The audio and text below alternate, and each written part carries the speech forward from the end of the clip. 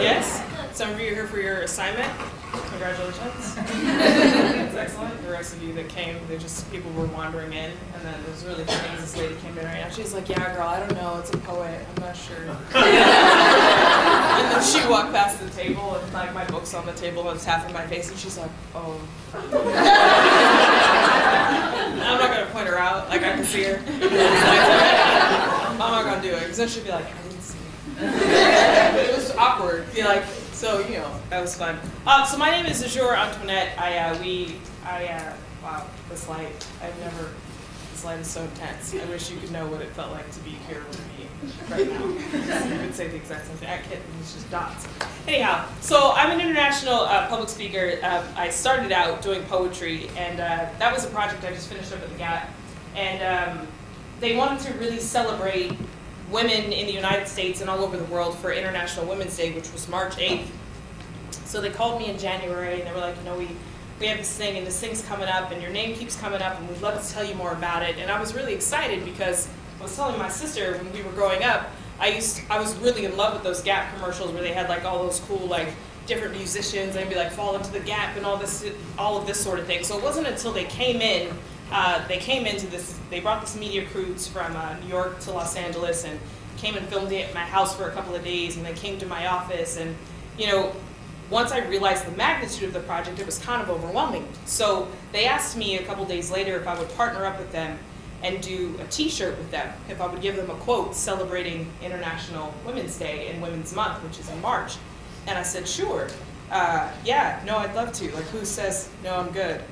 So they were like, really, that'd be great. And I was like, totally, did you really think I was gonna say no? Like, who does that? So they were like, well, you know, which is the same thing that happens with all of my clients. They're like, what we really want to talk about, Azure, is just, we want to talk about hope, you know, and passion, and all the hopefulness. And what we really want to convey it in a shirt. I'm like, about hope and passion? Like, well, why do you need my help? Like, if you want to just put a hope and passion on it, just do it. You're the Gap, you could do that. They were like, yeah, well, we want to include like everything from every woman in the world and all of the feelings that she feels and everything that she's contributing. And I'm like, on a shirt? Like, what? How large is the shirt? Like, is that like a small font? Sure. So, what's that? Oh, is it the light? If you move a little forward, you'll lessen the light. How's that?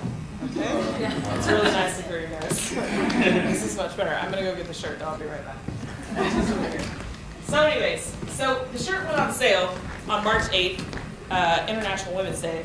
So the shirt says inspired change, and the entire quote was the way to inspire change is to recognize the wisdom of a woman. And so they called me the day before, which as I've learned in my career over the last couple of years, these large companies that I always have thought have always had it together, don't. Because they called me like in a panic, like a couple of weeks before March 8th, as if they just found out that it was International Women's Day on March 8th, which it's the same. Like, that day is always there. So I'm a little unclear as to why everyone is on fire on the phone. There were like 15 people on the conference call. They were like, sure, so what, in the hope and the passion, what we really want to, hi, this is Ava, Azure. Okay, Steve, do you want to tell her about the hope and the passion? When you bring the passion together, so it's on the 8th, Steve, go ahead and, it's on the 8th, so it's on the 8th, and I'm like, I'm at my house, just chilling, you know?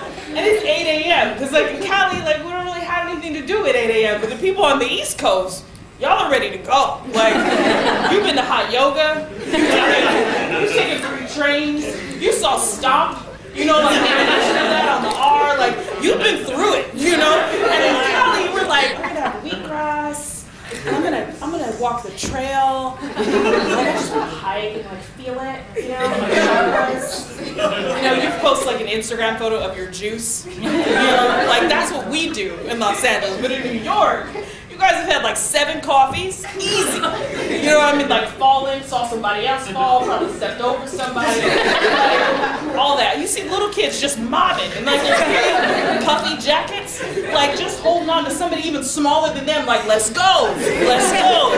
And then that chick comes on over the speaker and she's like, This train is now rerouted to Shimmerhorn. Next stop, Shimmerhorn. The G is now the E, which will be letting you off on the F stop. And you're like, I'm not going to Shimmerhorn. I don't want to go to Shimmerhorn. You go to Shimmerhorn. You know, I would like to go to Penn Station. We're no longer going there. The train has been rerouted. You're going to get off at the Bronx Zoo. So all of that, I felt all of that come through to me on the phone, like as all 15 of those people who none of them work in the same office. Nobody works together. Everybody works somewhere else. So they're yelling at each other and talking to me about hope and passion. So this is a shirt that we came up with, and I really thought when they sent me the shirt, like it was going to be, there wasn't going to be any shirt like without a word. Had you been on that conference call, you would have thought that too. Because they were just like, we want everything, all the women, all over the world, everyone on the shirt. Does that sound good to you, Azure? I'm like, totally. Meanwhile, I'm like, God, I would love to go get a juice. I would love to post it on my Instagram this morning. Yeah, so we did a shirt. We just found out last week that it sold out across the country, which was super awesome. And so now everybody's really mad on Twitter that you can't get the shirt anymore. And Gap's like, thank you for your concerns. Please direct message us. Don't tweet it at us where everyone can see it. Hashtag Gap. Yeah, so, also hashtag awkward. So it's been a really interesting experience. It's been a lot of fun. I've had a real blast. I've been doing poetry for 7 years full time. As you saw in the video, I used to work in human resources, and I did that for 6.5 years. I started out as an intern, and I left as an area director. I think I was the youngest in my field, in my region rather. And I come from a very strategic and very strict environment, for, as far as academics go. My mom was a litigator for almost 3 decades. She thought like her idea of dressing down or being casual was a Ralph Lauren blazer, penny loafers, and any form of khakis. So ruined my life, clearly, as that would any child who doesn't want to wear khakis and a Ralph Lauren blazer. But she's like, you look wonderful. She's like, you look studious. Who would want to give you an internship? I'm like, I'm 7. I don't want an internship. She used to make us write arguments whenever we would ask to go do something. My older sister, she's outside there. She's 16 months apart, and anytime we wanted to go do anything, my mom would make us write a whole brief on where we wanted to go, why we wanted to go, cite our resources, and then present it. And every time I presented an argument, like for my entire life, she said no. And I didn't catch on to that until I was like 15. That no matter how good it was, I wasn't going. But she just let it happen. And she was like, that was really strong, and I really liked your cross-examination, but here's why you can't go. And her only reason was ever no, because I said. And that was all. Like, that was it. That's cute of that little boy going viral right now. Linda, listen to me, Linda. No, listen. Had I tried that, I wouldn't even be here with you today. Like, she was rough. So, it was a struggle making the decision to go ahead and go full time, especially coming from that sort of background where my mom thought academia was so important, and not that it wasn't. It was just I learned differently, and I was very creative, and I've always been extremely right-brained. And my mom's very much in the box, get in the box, make a home in the box, relax in the box, put your feet up in the box, get a throw in the box, like she's all about it. So, and I was like, who needs a box? I lit the box on fire. So we always butted heads. And when I made the decision to do this, I had no plans. I also had no poems. So as I was quoted in the Oprah magazine, I was written up in Oprah magazine in 2011, and the editor, which I thought was a compliment at the time, wrote in the article, Azure was all passion and no plan. And I was like, totally. I was like, yeah, you bet. Wait a minute. But it's entirely true. Somebody asked me the last gig I was at if I would do it over again. And I'm 31 now. And I was 25 when this happened. And I don't know if I'd have the courage to. I'd like to think that I would have jumped like that. I'd like to think that I would have just gone ahead and done that, but it wasn't calculated. It was strictly something that I felt like I had to do because working in human resources wasn't sufficient for me. When you're in college, when you're with your professors, when you're doing your case studies, everything seems extremely tangible and palpable to you. So you feel like everything is at your reach and you can conquer a problem. It was hard for me in the working world because human resources is a lot about litigation. It's a lot about protecting the corporation and their interests, and it's not so much about your passion and what you want to do to change the world. So I was having a hard time reconciling those two things, and as an impulsive, irrational person like myself does, I was like, I'll just jump, because as the woman said in the poem, the universe must be regretting me. So when I called my sister, again, who's outside, and she's my exact opposite. Like, I'm a public speaker. If she could be a public mute, like that's what she's not interested in having a conversation with you. Like, you would have to be on fire for her to be like, you good? Like, that's her thing. So I called her up and I said, hey, I just wanted to let you know, like, I quit my job. And she said, hey, cool. And I was like, cool. So we're good. And she's like, did you call Mom? And I was like, nah. I hadn't yet, because with hope, like women, change, like all the world, the t-shirt. And so she's like, yeah, well, cool. Let me know what happens after you call Mom. So I pick up the phone, and this is in early 2000s. So we're not on cell phones, definitely landline to landline. I call my mom. She answers the phone with her first and last name. I know it's her. I know that's just how she rolls. She says, Octavia Robinson's office. I said, Mom. She says, yes, Azure. I said, I just wanted to let you know I quit my job. She was silent for a nanosecond. And she said, excellent. When do you start your new one? And I was like, nah, Ma, see, if you take the passion, hope, if you put those two, on a shirt, sometimes we have to, in the world, we get in, and she's like, okay, so you feel pretty good about your second interview. And I was like, ooh. Second feels stronger than probably where we are, And when a woman starts to lie, her voice elevates. So by the time my mom asked me the third time what had I done, I was like, I had to pull it back down, and she was like, what have you done, Azure? And I said, well, Mom, the universe, sometimes when you look at the stars and you think to yourself, you have hope, you have passion, and it's regret. The universe is regretting me, so I'm going to be a poet. I wish she would have had that reaction. Hers went something like, the phone went dead. So that was my mother's reaction to that, was hanging up on me. I called back, my mom's secretary answers of like 13 years, and she says, I said, hey, I got disconnected from my mom. She said, I know. I said, well, what happened? She said, Azure, now's not a good time. And I was like, yeah. No, that's cool. I'll call her back. Universe, what was I gonna say? So for a while, for maybe 2 or 3 years, anytime I would go somewhere with my mom, as an adult, nobody really wants to know what your hobbies are. They want to know what your name is and what you do for a living. So I would chime in, chest puffed up, really excited. I'm a poet. My mom would literally soccer mom and push me back. And she'd be like, she's not feeling well. She works in human resources. Like, anywhere we went, and I'd be like, yo, no, I'm not. I told you I'm a poet. Like, still had no gigs. I had like 2 poems, went to Starbucks a lot, because in LA, that's what they tell you to do. Like, wait for the call. Your big break is coming. When they call you for your latte, like, it's on its way. So I went there and waited. Nobody called, which was awkward.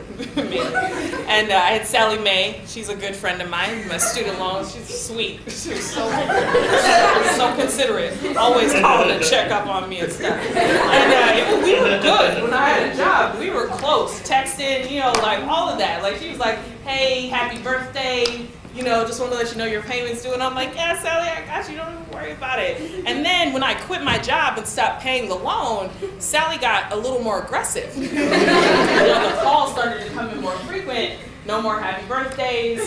Just, I started getting a lot of these default letters. And I was like, default? We good? It's not my fault. I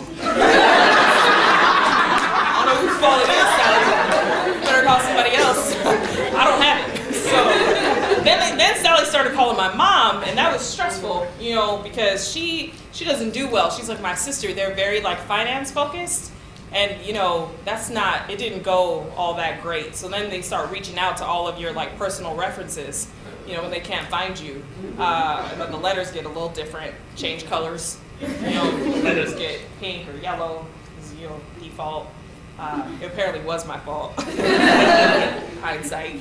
And my mom, when we were growing up, we weren't allowed to watch television. We could only watch National Geographic and Maria Shriver's Special Correspondence. All bad, you guys. All bad. So I finally got this gig, volunteering as a mentor. Volunteering. You would have thought they called me and told me like I won the lotto when I got a volunteer job. And my mom was like, I have no idea what I've done wrong. She would immediately start talking to God, like as soon as I would start talking about being an artist.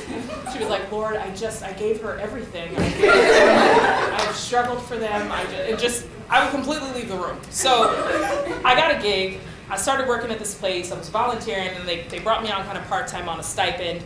Finally, one day, I get a call from my director, and she says, you know, we've got a gig for you. They want you to fly up to Sacramento, and you're going to write a poem for the First Lady. First Lady at the time was Maria Shriver. So my mom, just a little bit more information, said that every good woman always has a nice blazer, a good set of penny loafers, and pearls. She was like, everything will happen for you. You have those 3 things. Also the other 17 things that you're possibly going to need. But those 3 will get you in the door. So I call my mom up. She answers the phone now. What's wrong? Whenever she saw my name on the caller ID, it was always like, what happened? Where are you? And so I said, Ma, you're never going to believe who I got a job for. She says, who? I said, Maria Shriver. My mom got really quiet, like the day I told her I quit my job. And I feel like I could see her, but I couldn't because we were on the phone. And she got real solemn. Her face got real close to the phone. And she says, do you have your pearls? And I was like, that's what you want to know, Mom? Like, of all of the things, yes, I have them. I didn't know where they were, y'all. Some declares, as anybody would. You know, got $7, got myself a nice strand, shinier than an actual real set of pearls. My mom's like, those aren't them, but they'll do. Just all kind of disappointment in her face, you know? And so I go up, I do this gig for Maria Shriver. They fly me up to Sacramento. Everybody's calling me Miss Antoinette, offering me all this water. I was like, I'm not thirsty. And they're like, cool. And they're like, can I get you something to drink? Water? And still, to date, every time I go to a speaking engagement, they're like, can I get you some water? So it must be a thing. You offered me some water today. Matter of fact, I go up and she's like, water? I'm like, nope, still not thirsty. So anyhow, I go up, I do this poem. Maria Shriver comes up from the audience. I had only ever seen her on television. She gives me a hug. She's like weeping, and I'm like, oh man, I made Maria Shriver cry. My mom is gonna be so mad, you know? I'm like 27, and I'm like, oh my God, this is probably on TV. My mom's gonna be, whoo. Don't make Maria Shriver cry, pearls, you know? And she was like, I just want to tell you, that was the most heartwarming poem I've ever heard, and we want to invite you to open the National Women's Conference in Long Beach, so would you come? I mean, she could have asked me to sell trash with her on the side of the interstate at this point. I'm like, totally. I'm so in. My mom's going to be so happy with me. She's definitely going to take care of Sally Mae. You know? So I go home. Things start to prove like, stuff kind of picks up. I'm getting a little bit more work. My mom's not stressing out as much. And I hear a knock on the door. And this guy's voice comes. It's my studio apartment in Hollywood, so it's not big, y'all. Like, it probably fit 3 or 4 times in here.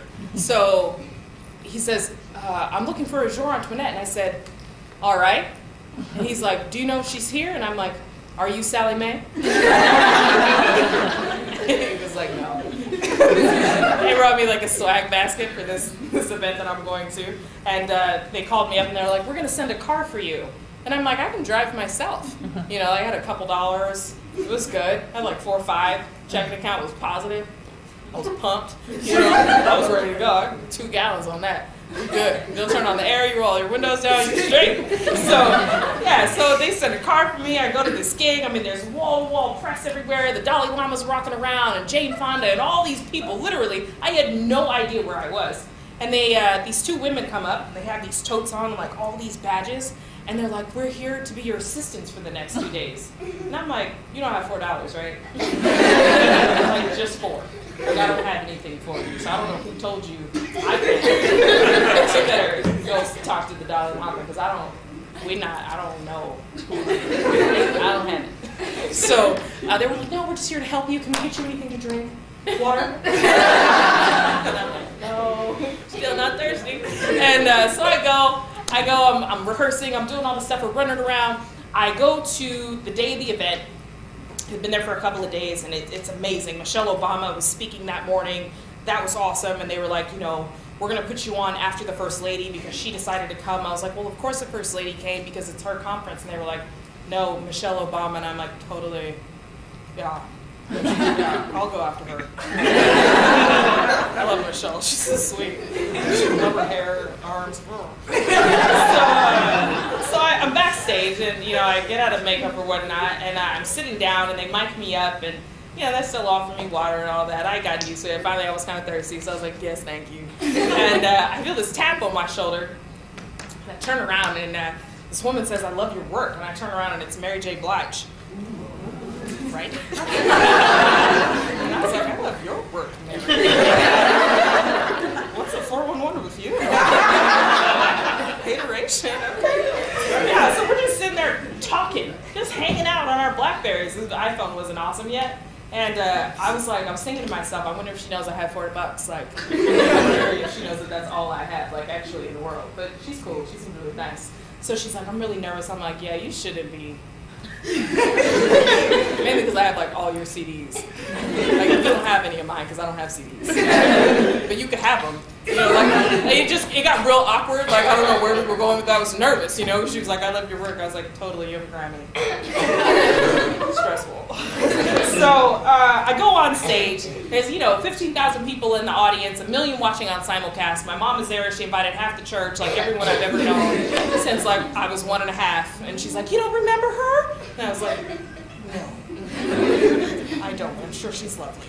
And so I performed the poem, goes off without a hitch. It was awesome. And if there's a big break moment, it was definitely that. Like, I could feel it. I went backstage, and I'm just hanging out. I'm waiting for them to de-mic me. And here comes Secret Service marching towards me. All these buff guys in the blue jackets, and they're talking into their sleeves, and 10-4, and the eagle has landed, and all this other stuff. And, you know, I was like, wow, look at them. Where are they going? And they come walking towards me. I'm like, oh, my God, it's Sally Mae.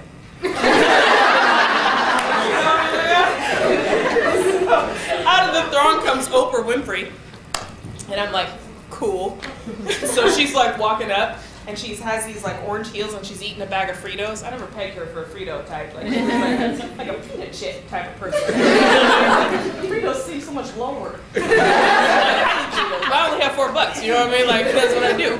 So she comes up to me, and she grabs me by both of the shoulders, and she says, thank you, Azure, you were amazing. And I was like, you're welcome, Oprah Winfrey. I'm just kind of staring at her. It got weird. And so then she looks across the lane, and Maria Shriver's like, eye shot. And she says to Maria, she's like, do you love her? Maria's like, I love her. And I was like, I love Stop it. And then Oprah's like, we should put her in the magazine. And Maria's like, let's put her in the magazine. I was like, I would love that. I only have 4.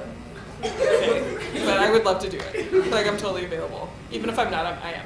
So they were like talking and like giving air kisses, and then Oprah got on a plane. So, and then I never saw her again. And it was fine. And Gayle King was like walking behind her, like holding her heels. It was really funny because when she came out of the throng of people, she turned around and handed her heels to Gayle King, and Gayle King was like, Gayle King was like, no. So it was really out of hand. And I almost passed out, but I kept it together. So they were like, Miss Antoinette, why don't you go sit in the green room? And I'm like, yeah, cool. So I walk into the green room, and there's Sandra Day O'Connor, the first female justice. And she was like, you were wonderful. I'm like, totally. You totally helped with the country.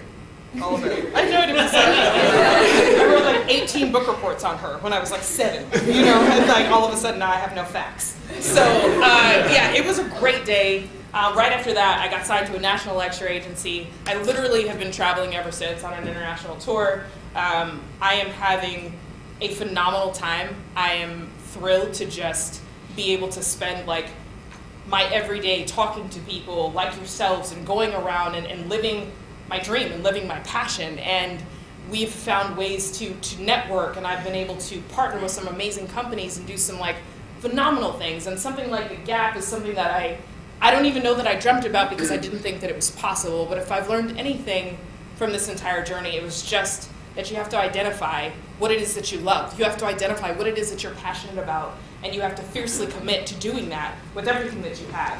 And everyone always asks me now, like, is my mom okay? And she's fine. She's really good. I had more than $4. We took care of Sally. Everyone's okay. So it's good. So yeah, I totally want to open up to questions. I want to do my first commission for you guys, my first commission poem that I was commissioned to write before I did this gig for Maria Shriver. And then, how are we doing on time?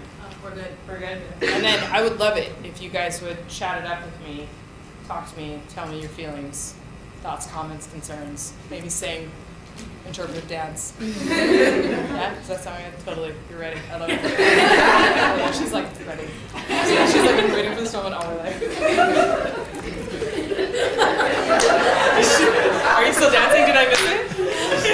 No, you didn't. I didn't. Okay, because the light, I can't. I mean, I saw you. I could only see you from here. Okay. You see, the tragedy is this. Now the focus on family values has become non-existent. You see, reality TV shows raise children, and children are giving birth to babies, and babies are being auctioned off to the highest American bidder, and Americans have a bad habit of being wasteful.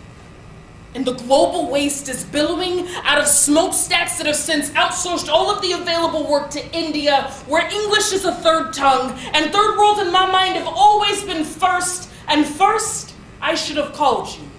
I guess I should have called you instead of updating my status on social network sites. See, no, I'm not well. Yes, I'm still struggling, and I'm gonna try to go tonight. You know what, I probably won't though, because the truth is, I don't know if I have enough gas to get back home. And you see, I would never tell you that because I've always died to stay a poet. I'm just too involved with my own self-loathing to genuinely ask you how you are. So how come? What happened to the days prior TiVo? It must have vacated with the serendipity of hugs and left with the art of writing a thank you note. Yeah, gone are the days of sitting in maroon parlors discussing comings and goings of current events. See, I have not felt the grit of newspaper soot between these digits. These fingertips no longer have calluses from holding Ticonderoga instruments because I always MacBook to keep things moving. And yet I am still, but gone are they. The days of coming by with chicken noodle if you were sick. See, now I would rather send you an e-cauldron of broth via Facebook. So where did the time go? When it was wax emblems on parchment, inside detailing the details of everyday life, like purchases, birth, marriage, longing, trust, monotony, and kindness. You know, mornings aren't what they used to be. It's no Folgers misty awakenings with terry cloth robes in tow. You see, now the best part of waking up is Red Bull, Monster, and a 5-hour energy shot in your cup. So where did we go? When did we replace sanity with insatiable or say humanity? You need to sit in the back and let the mass consumerism drive, or consciousness please recede, or cognizance take heed, because it is time for the ATMs and the MP3s to determine a human's worth. But I should tell you, I have no humanity left. You see, I'm guilty of not stopping to smell the dandelions. I haven't taken my hands out of my pockets to give a handout in some time, and I always text before I speak in the morning, and the dawn is interrupted by the illumination of my cell phone, and I know that God is upset with me, so I would love to tell you that I would regain rhetoric and find a human thread of compassion by the end of this poem, but you know, Rome wasn't built in a day. And America took hundreds of years to build the reputation that we discover lands that were already inhabited. So I would love to tell you that I would be human again in time to end this piece. But all I can give you is my poetic word that I am dying to live again and just be. Thank you.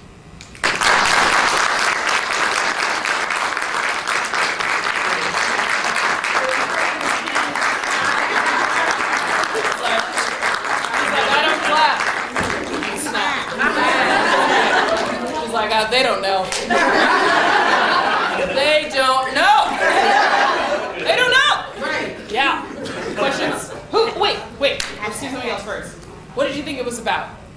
Anyone? You can shout it out, raise your hand. Society. Society? Yep. Someone else. Wait. You said society. Yes. See, it is about society. Yes. The morning. The morning. Yeah. Totally. I just, side note, that was funny. So I just did this for a career day. I just did a career day back home. And the young lady said to me, she was in 7th grade, and I have done this poem maybe 170 times this year. She says, at first, I thought it was about abortion. And I was like, you're in 7th grade, so already your parents epic. Then she said, and then I was like, then I thought you were Kesha.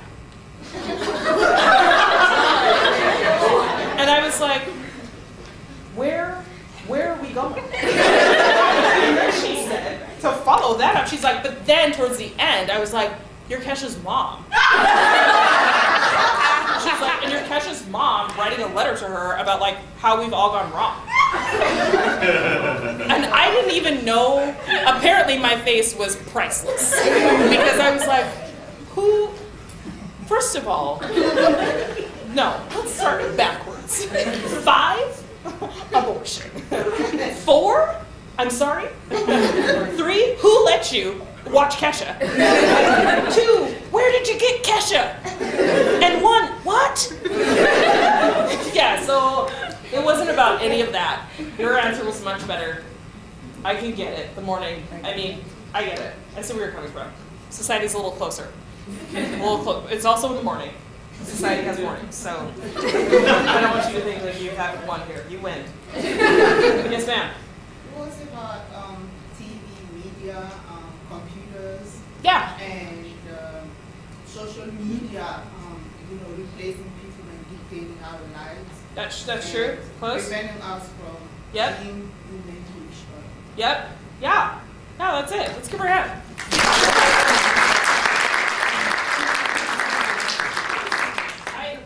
Did I do something with that shirt?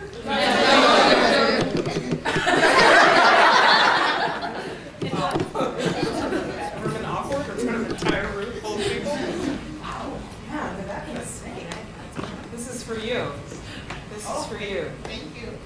I don't want to throw it because we're giving a lecture. So I remember you. So I will just put it back on my shoulder. It'll be safe, right? I've been talking to this thing on my shoulder though. Yeah. I feel like one of Nellie's hype men. You know, he always has like 15 of them. What are you all doing up there? He doesn't need your help. Well, when you in the studio, imagine that CD cover would be so busy. Everybody just like. That'd be awkward. Anyways, questions, comments, talk to me. If you don't talk to me, I'll just come up and talk to you, which people don't like that. Yes. So last year I don't know if you know Kelly Tsai, the poet before. Yes. And her piece, like a lot of her pieces recently have revolved around the same thing, kind of like social media and kind of the degradation of like human interaction because of that. Mm-hmm. But yet at the same time, a lot of her poetry is like for performance, but it's to be visually seen. Mm-hmm. And she uses social media like Twitter, Facebook, etc. So like, what do you think about that? Because at once she does, talk about how it's like diminishing interaction, but that's how she gets that message across. But yeah. You said, you travel a lot, etc. Like, what mediums do you prefer, or how do you feel about it? First of all, that question was so epic. Like, as soon as she hit degradation, I knew it was larger.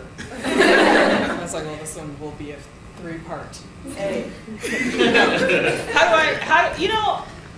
I'm on what they call like a lecture series. So they send me around to a lot of different places, but the main thing that I do is commissioned work. So that poem that I just wrote, that I just recited, was written for the American Cancer Society, which really wanted to talk about how we've lost connection with one another and replaced that with text messaging and social media and all of this persona stuff. So I get a chance to do a lot of different things because people will want poems about just about everything. I was in Chicago for the National Association of Endodontists. They called my agency and they were like, we would love to have Azure. Why? Like, I don't have anything for you. I don't even like the dentist. But they were like, we want to talk about connectivity. Same thing, like human touch and human interaction. So I work a lot in the women empowerment sector as well. So there's a lot of options to talk about a lot of different things, like the Gap. They came and they were like, well, we want to talk about women and all the world and the hope. And I'm like, yo, that's like a 45-minute poem, maybe. Probably like 3 hours, which I would leave. I would just press play and walk out. I'm like, nobody wants to listen to that. So I get a chance to explore a lot of different topics with all of the work that I do. We've talked a lot about moving into more videos and all of that sort of thing. I really respect poetry as the art form that it is, and I don't want to modernize that if we don't have to. This is one of the last true forms, getting in front of one another and just having a conversation with somebody. Like, that doesn't even happen anymore. Everyone wants to Google chat or Skype or see you through the phone, FaceTime, whatever. Like, I love actually being with people. And so I am doing my best to still put out paper books because I don't believe the Kindle is the same. Like, there is history, there is art, there is beauty about cracking the spine of a book. There is an understanding that you will mutually feel when you've accomplished that book and that book has been through it with you. You're never going to get that from scrolling right or left. A child is never going to understand what it is like to assimilate a sentence and know that she or him, like either one of them, read those words out loud, sounded that through phonetically, and assimilated what she or he just said. And you can't, I just find like we are so modern and we're moving so fast that I'm going to do everything I can to hold on to right now. And right now, all I want to be here doing is talking to you. I don't want to text you. I don't want to check my status update. I don't want to see who liked my photo. I just want to have a conversation with you. And so we're trying to preserve that. Right now, I'm going to keep running all over the country until I get sick of it. And I'm almost tired. Almost. We had a really bad flight yesterday. We're not going to talk about it. But, I mean, we probably will. We'll probably talk about it. Maybe. Question. Hello. Hi. How did you deal with all the negativity when you decided to quit your job? How people try to shut you down and you're doing the wrong thing? Well, how did I deal with the negativity? Los Angeles is a funny place because there's the people that live there that everybody's like, although I'm serving you your coffee, I'm going to be the next Steven Spielberg. And you're like, cool, but I still need my coffee. And then everybody moves there to do the same thing, so it's really difficult because everyone's like, I'm going to be a model, and I'm like, ooh. Probably short career is probably small. Like this one tooth that just, I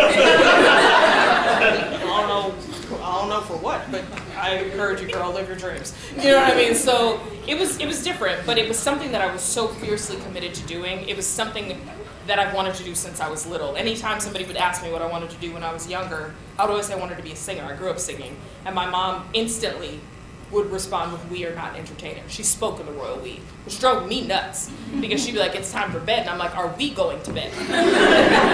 She's like, "Nope, just you," and I'm like, super rude. Like, I don't know what this is exactly because I'm only 3 feet tall, but when I figured it out, like, we're gonna talk about it. So you couldn't have stopped me. It was something that I knew I wanted to do, and to have made such a bold move by quitting, the last thing I was ever going to do was go back and be like, I tried, it didn't work. I truly believe that when you put your mind to something, you're unstoppable. And my mom raised us with a very vigilant sense about ourselves. So even if it wasn't a good idea, and I know there were better ways to go ahead and have planned that out, I wouldn't give it back. I don't regret it at all. And I'm good with negativity. If they're talking about you, you're doing something right. Let them keep talking all day. Yes, next. Hello. What inspires you? Totally. I always get that. I'm always like, oh my God. Sally Mae. That inspires me a lot. Just keep going, pay the bill. That's what I'm saying. Keep notes. Life. Everyday life. I truly enjoy being a human being. I think it's a fantastic time to be alive, especially to be a millennial. There's so much that is open and there's so much that's available. I was reading an article the other day on a fast company, and now Instagram, which has no monetary exchange, is worth more than the New York Times, which is the second oldest publication, like, in the United States. And it's just people online, like, look at my frosted coffee in a lo-fi filter. Hashtag the struggle. Like, what part of your breakfast is a struggle? And people are like, totally. Double tap. Hashtag you know it. Hashtag sorry, not sorry. Hashtag sorry though. Like, so, and I don't even know what it is. You know what I mean? Like, my mom called me the other day. She's like, why are you putting pound signs on your statuses? And I was like, pound signs. Sure. So, Mom, that isn't a pound sign. She's like, it is. It's a pound sign, and there's an asterisk. And when you're dialing an extension, I was like, I know. And then when I got called for TED, you guys know what TED is, right? So they were like, we want you to come, and I called my mom. I'm all pumped because I was like, Mom, you can't apply to TED. TED has to call you. Like, this is a big deal. So the day they put, my agency put up all the social media, and they were like, you know, just announced, blah, blah, blah, Azure Antoinette, blah, blah, blah. My mom calls me, and she's like, what's all this talk about TED? She's like, is he nice? I was like, you know what? Never mind. I was like, he's wonderful. And then she told me when I was flying up to TED, she said, tweet me on Instagram. And I said, that is why you have neither. You are only allowed to be on Facebook. I can't have her just out here hashtagging. Like, I can't do it. Like, I know other moms are cool and about it. My mom, it's all wrong. Like, she writes me really deep, deep notes about that time I took off my diaper in Costco on my wall. On Facebook. And she'd be like, love you. And I'd be like, you gotta stop that. You can't do it. I'm gonna block you. Like, I'll do it. I'll block you. So, yeah, she's my rock, though. My mom is also my source for comedic entertainment. Anytime I go out to these gigs, everybody loves her by the time I'm done. And she's like, was it nice? Did you have a nice time with Ted? It's like, you know he's not a person, right? So, yeah, everything does. Living life. Yes, more questions. There's one. Hey, girl. Oh, I forgot about our dance. Don't worry. It's okay, it'll happen. Okay. My question actually has to do with your mom. Did you write it down? Yes. Love it. I can always tell I'm at school. First she was like degradation, and then you were like, okay. Okay, I'm ready. Do you think the fact that your mom was a litigator and the fact that she made you present your arguments to her contributed to your outspokenness and your lyrical England? Definitely. I used to watch my mom practice her closing arguments, and it was awesome. Because even if we were wrong, she was able to convince us that, like, even if she was wrong, she was able to convince us that she was right. So, like, if she is looking at something like a white piece of paper, she's like, it's black azure. And let me tell you why. And by the end, I was like, totally, Mom. That's crazy. And I was like, I want to do that. She's a magician. Wow. But yeah, like, she was just an orator. And when my mom speaks, like, everybody stops, you know? Like, she's like Morgan Freeman. But, right? That's what I'm saying. But my mom, though.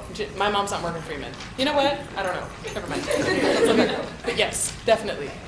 People are going to take that tweet away. So her mom was Morgan Freeman? Hashtag confused. I'll be like, hashtag double tap that.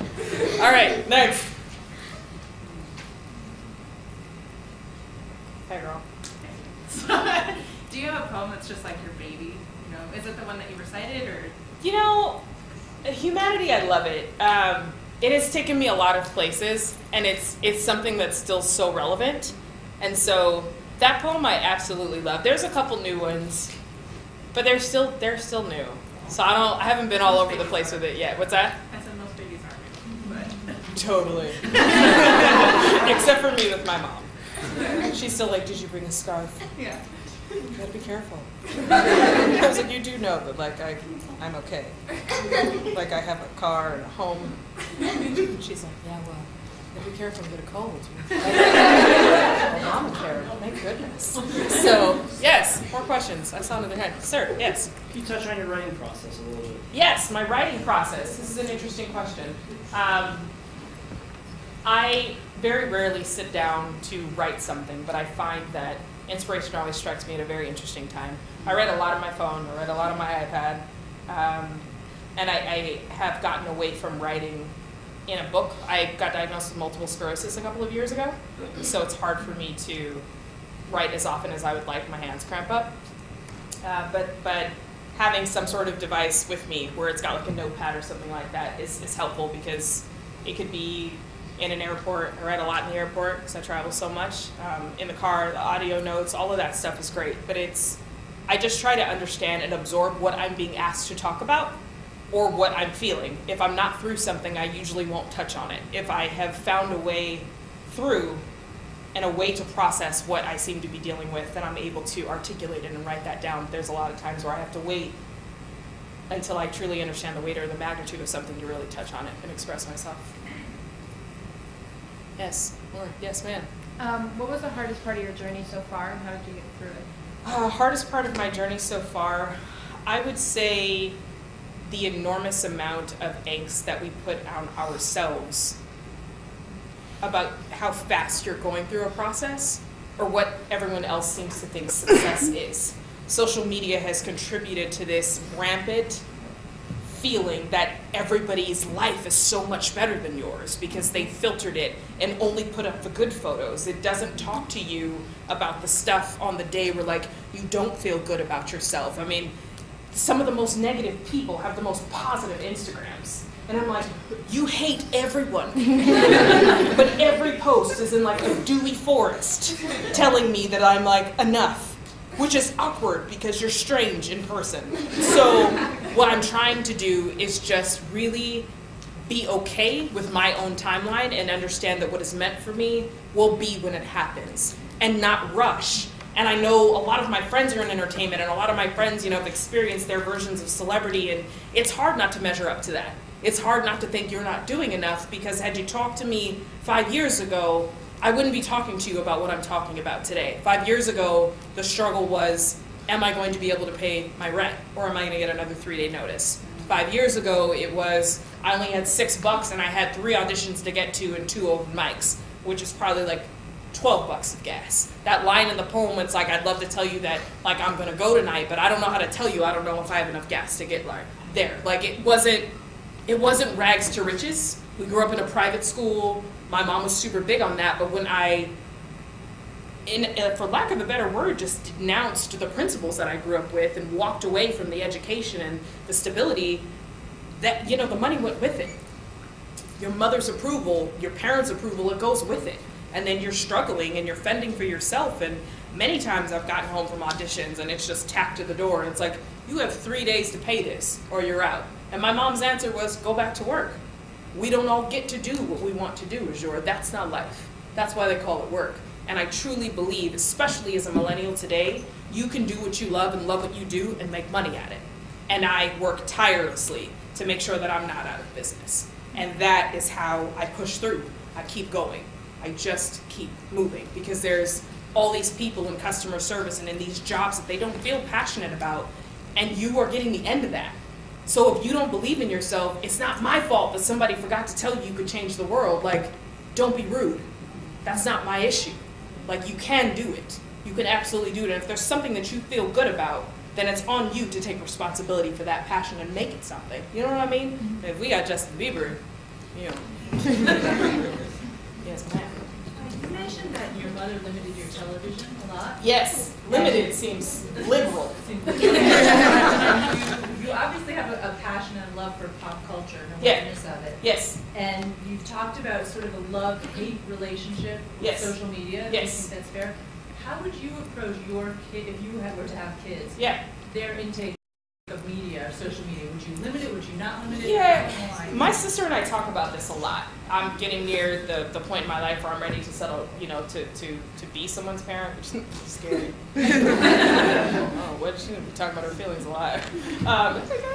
Yeah, so anyways, I digress. I probably would be somewhere in the middle. My mom, I believe, was right in limiting the amount of television that we took in, because if she thought it was trash then, today, whoa, like, completely out of bounds. So we probably will do the same thing. We probably will not have cable.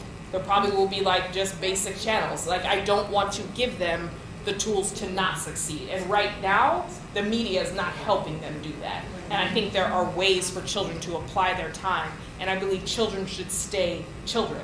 I see in the airport too many times infants unlock an iPad and go to their YouTube channel. You can't even communicate that you are hungry. How did you know to get to Elmo's station? You know, it's awkward, you know, because we didn't do that. We used to build houses out of refrigerator boxes. And my mom bought us the best bikes and hockey sticks, and we ran ourselves into the ground in the middle of the street until it was time for a bath. You study, you go to bed. Like, but now kids don't even know sunlight.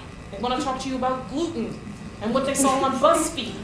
What character in Harry Potter they'd be most likely to be, you know? So I believe that we've lost a huge amount of childhood innocence because everything is so fast. So again, I will do the best I can to preserve that, but make sure that they're not out of touch. But yes, moderation is the key. My mom was extreme. I mean, that National Geographic, we were not popular. You know what I mean? Like, everybody comes in and they talk about what they did for the week, and I was like, you are never going to believe what I learned about the Hutus and Tutsis. You guys, it's crazy. You know what's happening in Norway? Norway is nuts. You know what the trade is over there? It was all bad. So yeah, it was awkward, but we did okay.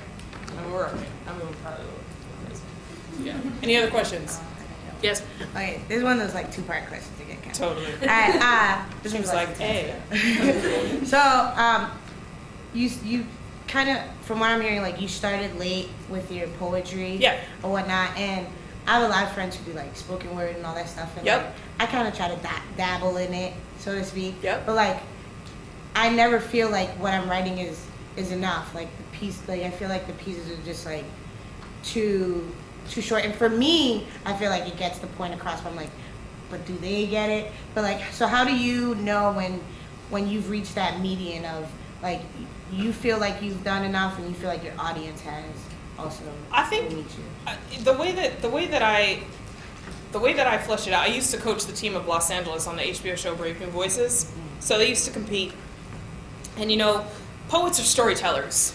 That's what we are. And if you look at a song. Songs aren't more than what, like 3-4 minutes, unless it's, you know, Beyonce or Frank Ocean. Frank Ocean, man, he can stay on a track forever. 43 minutes, and he's like, yeah. So, yeah, you know, you're trying to get your point across, but you don't need to belabor it. A lot of times, spoken word gets really strange. Everybody just starts repeating stuff and yelling at you. That's not a good piece. That's just you being angry on stage. So, but the point is to tell a story and make sure that you've hit those points. Usually they say the last 2 lines you don't need. It's like when you start the end of your paper in conclusion. We know it's the end. You don't have to say that. It would be like starting with in the beginning on the first page of your paper. No, we know it's the beginning. So, and if we can't glean that by what you've said, then you haven't done your job. You're not communicating effectively or efficiently. You're probably over-communicating or under-communicating. There's some stuff that I just know better than to perform or to put out there because I'm like, you know what, you get it, just you. And it's so deep that like everyone's like, They're like, yeah, that's crazy. Ask somebody. Like, read to people. Ask them. Like, I read to my sister all the time, and she's like, that looks long, sis. I'll take out, like, 2 pages. She's like, oh. That looks long, though. Is it long? So, yeah, I cannot believe that. I never worked at a car wash. Like, it never, just on video, too. Just have a whole, people are like, is that a shirt? So, did I answer both of those parts? Yeah. I did? Hi. Had the big break never come, would your dream of being a poet still be alive today? Ooh, she said, how, if my big break never came, would my dream still be alive? I am a really stubborn individual, like, massively, to probably my demise. So I would like to think you know what? It was never an option for me. For it to not work out, that wasn't an option. I felt like I was born to do that in front of people. I have never been more comfortable than I am right now, and whenever I am speaking to people I don't really know, I am more uncomfortable in my personal life than I am on stage. I am very happy here. I am very sated here. This is something I understand. What I don't understand is heartbreak. What I don't understand is disappointment. What I don't understand is when somebody that you love lies to you, to your face. I don't understand that. But if you ask me to write a 10-minute speech, if you ask me to talk to a crowd for an hour and a half, I can do that. That I know how to do. What I don't know how to do is deal with my mother's disappointment when she thinks I've picked the only career that will always reject me and tell me I'm never good enough. But if you ask me to talk to you, if you ask me to address an audience, that's something I get. Like tying your shoes, like putting on a shirt, like just walking. Once you learn it, you don't unlearn it. And I feel like I came out of the womb performing. And so this feels home to me. This is my home base. And I didn't know who was going to do it. I didn't know who was going to help me with that big break, but it was going to happen. So I don't think there was anything you could do to stop me. Hello. Could you talk a little bit about your devotion to arts and education? Yes, I will talk about that. She was like, let's really talk about why you've come. She was like, and let's close. So, you know, when I was in private school, it was funny because my mom's main thing was education. She was like, it's education, it's important, assimilation, you have to learn these things, and we're going to do that by paying for you to have the best education you have. The schools I went to weren't big in the arts. You know, there was not really a place for me to go, but there was tons of resources for academia. And I truly believe that it helped me really understand the left side of my brain that deals with logistics and basic operations of how to function as a human adult. However, the lack of arts in schools is staggering. The presence of prisons and the lack of arts classrooms breaks my heart. And when I was working for this program, Get Lit, when I first got started, we went into schools to teach kids poetry because they had cut that entire section out of English, where they only made you read that very strange Emily Dickinson poem that no one gets.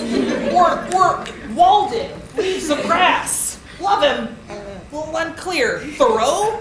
Oh my God, as an 8th grader, you're like, what happened? And the teacher's like, the passion inside of you, you have to feel it with the grass. And you're like,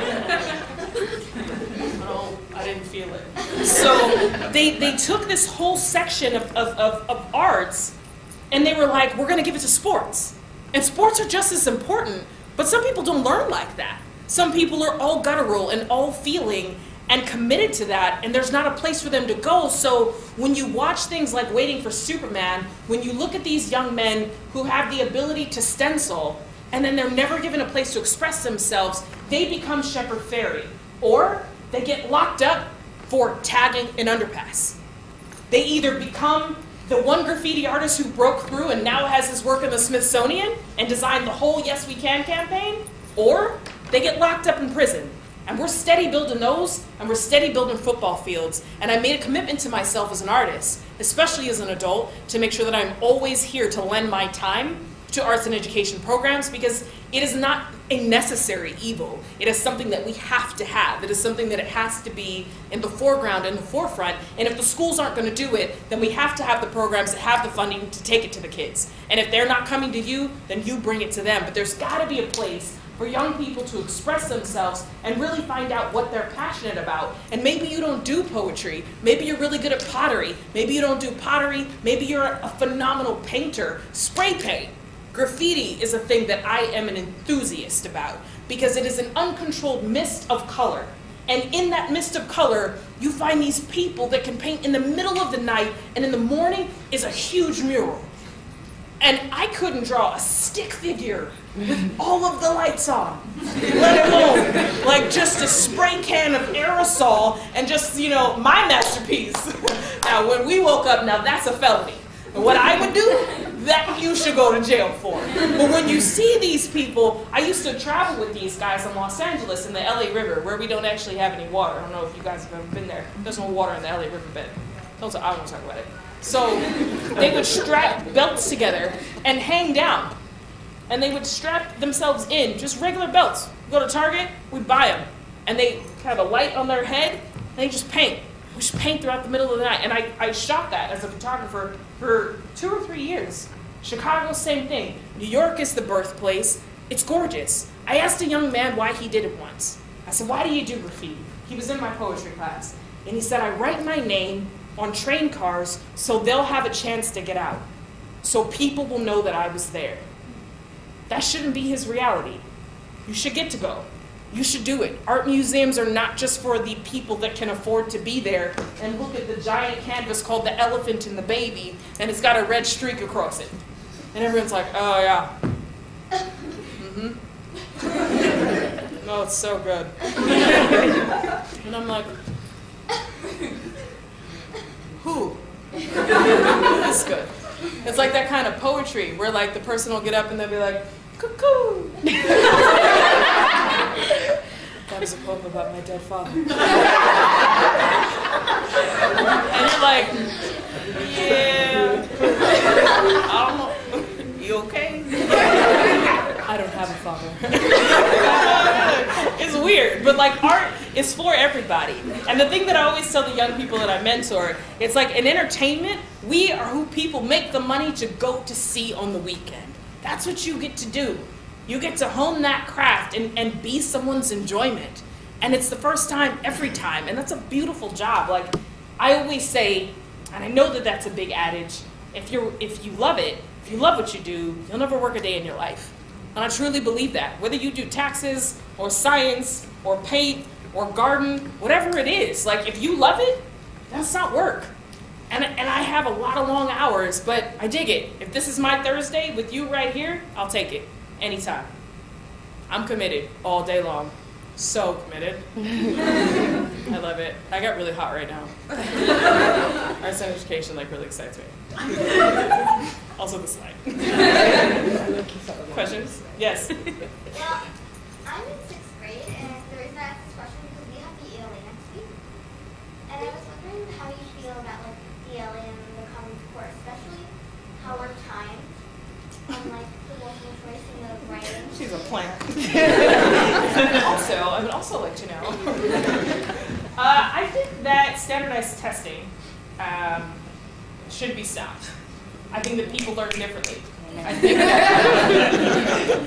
somebody's like, yes! Did you guys hear her poem on standardized testing? It was the best. Yeah, I think that people learn differently. I think that we are learning that.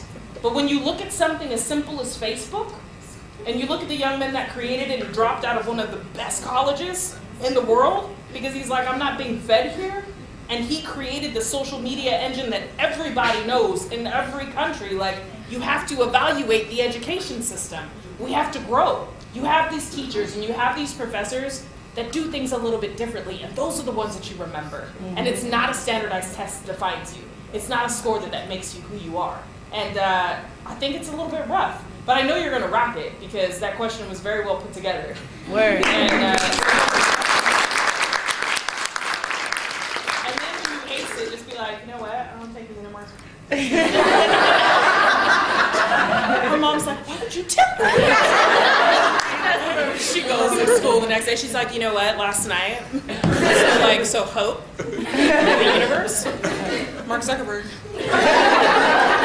Drops the mic, walks out. All right, wait. How are we doing? Another 10 minutes? No, we got another 10 minutes. All right. Hello. Hello. So, I really want you guys to come up here and just understand the warmth. Like, I can't even see you. Like, there's just dots. Yeah, totally. Whoa. What do you have planned next following the lecture series? Oh, I don't know. I don't have an end date. I really want to go to Oxford. I really want to go to England and get a master's in rhetoric. I really do, but that would require, did you clap?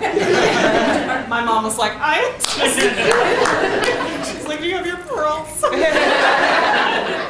But but I need to have the time. Right now, we're gonna keep traveling. I'm gonna try to do a program with the National Endowment for the Arts and see if I can do some satellite studying. I just gotta find a couple different like colleges that'll let me not be around much. But Phoenix Online. Freaks Online? No. What lecture she's in? You know how they have like University of Phoenix, but that was like a joke. Oh. No. University of Phoenix. My mom would be like, what did I do? I gave you everything. I loved you. Yes. Wait, hand? Wait, it was you. Yeah. Hello. How are you? Did you say how am I? I'm pretty sure. I was like, I'm good. I'm a business major, women's studies minor. Sweet. I just wanted to know, from being in business, yeah. do you handle your own finances? Oh man. D. Hey, here. It's really funny. This is my sister that doesn't speak anymore. It's really great. I've never done this before.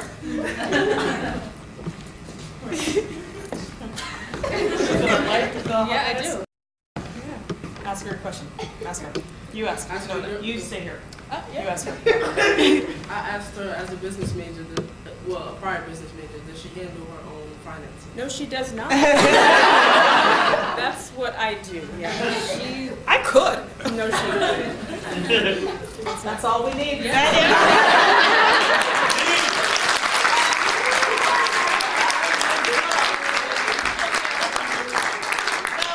I negotiate all my own contracts. Usually, if I'm around, I usually do that, and we do a lot of the partnerships and a lot of the underwriting. I love all of that stuff. I'm super involved in the marketing, but she's absolutely right. Finance is not, like, I think it's fine.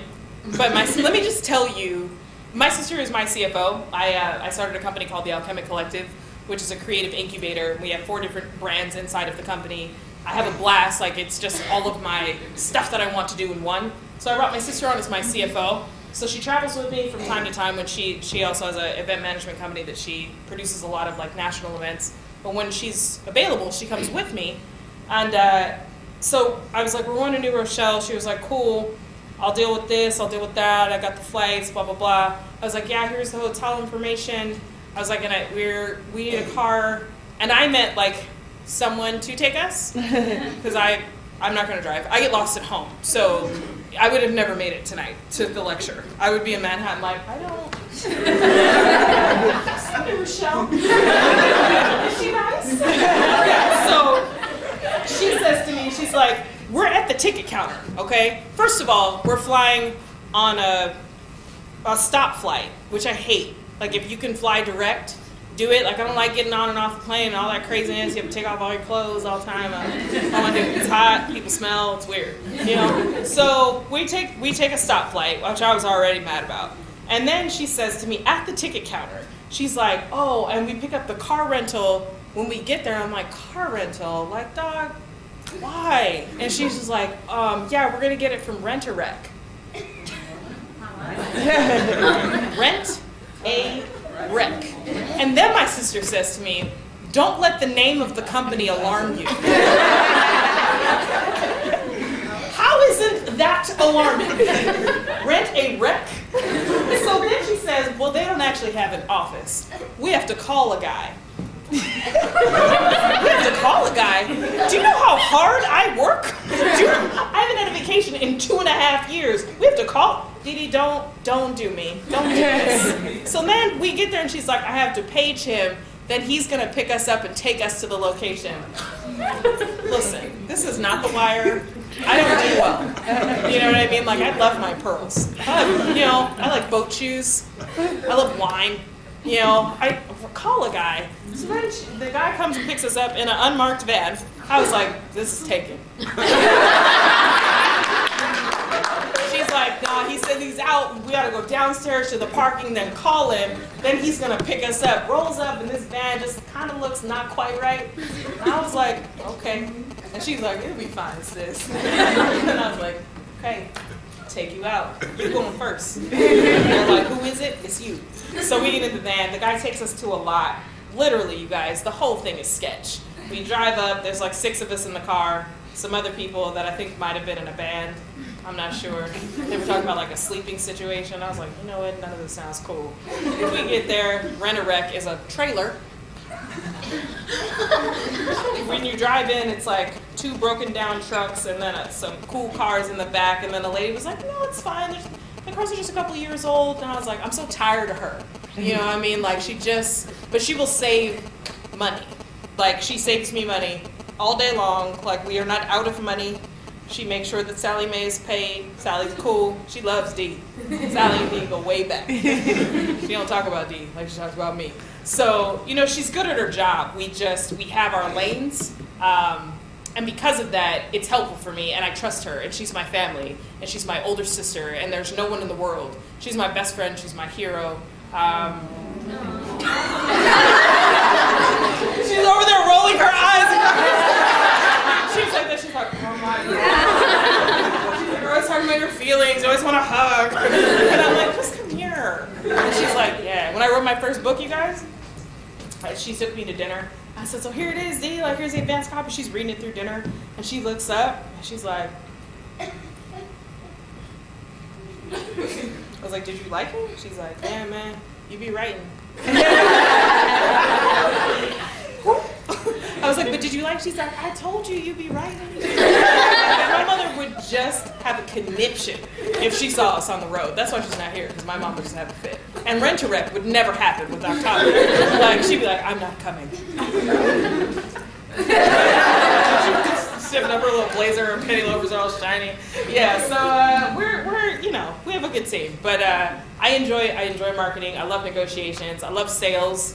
I dig it. I really like it. And because I spent so much time around my mom and my sister and really focusing on that, I understand what's happening. I don't sign contracts blindly. I did a gig with ABC Family last year and, you know, with Gap, and I can read these contracts and completely understand what's happening. And had I not had that foundation, I'd probably be barefoot like Dowell. Remember how she just talked about how she's lived in her car? So many interviews. You guys know who Dowell is? Yeah. That's all she talked about. Dowell, I was in my car. I was in my car. Anyways, yes. Is that it? One more question? What do you ultimately want to be remembered for? There's a huge sun on your face. It's just, I'm sure it's ocular. Go ahead, say that again. What do you ultimately want to be remembered for? I want to just be memorable. I want to always be memorable. I want to be somebody that you don't forget. And when I talk to the young people that I work with and mentor, I always just tell them that you have to think about how you want to be remembered, and everybody always thinks death, but I just mean literally after I'm not in front of you anymore, I want you to remember something I've said. I want something that I'm doing to be impactful for you, and I would love to be a source of inspiration for somebody, because so many people inspire me. The people that I meet, the people that I get a chance to talk to inspire me to do better, and I think it saves me. That sort of want, that sort of push, and that sort of desire, like, that keeps me up. That keeps me up and that keeps me going. Top speed. Yes. One more? Any more? That's it? Yes. Hi. Hi. Hello. You talked about how technology made you really human interaction. Yeah. Have you ever wanted to go back to a time when it wasn't? Here's the thing. I love a good cell phone. You know, I love a good text. I actually love texting because I think it's so much fun that I don't have to say anything. I can type so much and I'm really fast. But my mom, what started that whole thing with humanity, I text her on Mother's Day, an emoji bouquet of flowers. I was like, happy Mother's Day, Mom, love you. She called me so irate, like you would have thought that I sent her the wrong text or something. And she was like, you don't do that. I raised you to write thank you notes and to be accounted for, and you always go to Hallmark. My mother truly believes if you love someone, you'll buy them a Hallmark card. Not a different brand, she's a mess.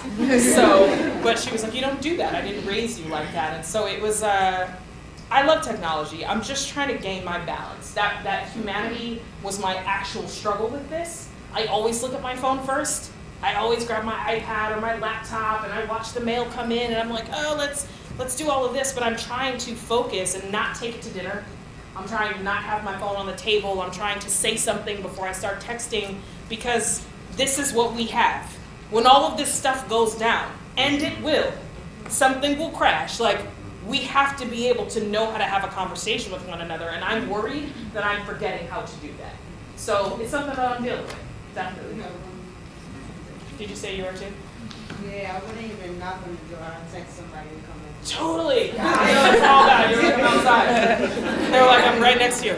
It's weird. Was that it, guys? Any more? God, it's warm in here. Let's go.